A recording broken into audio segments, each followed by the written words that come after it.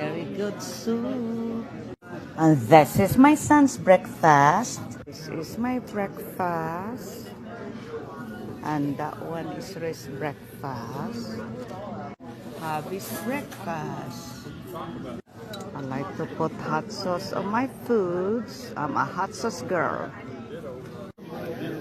Pray muna tayo, guys. Come on, guys. Let's eat for breakfast.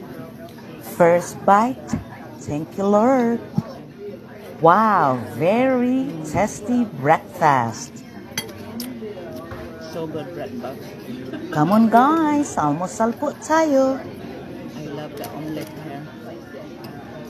Good morning. After naming kumain dito, pumunta din kami ng Asian kasi na-miss ko na yung magluto yung mga seafoods at saka vegetable. Nowadays di kasi palagi na lang kami kumakain sa restaurant.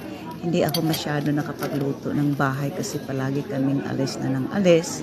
So today I decided to stop here to eat because medyo na rin ako nagutom at saka maginaw din. Gusto ko maghigop ng sobrang matapang na coffee. I love the coffee here. It's really tastes good.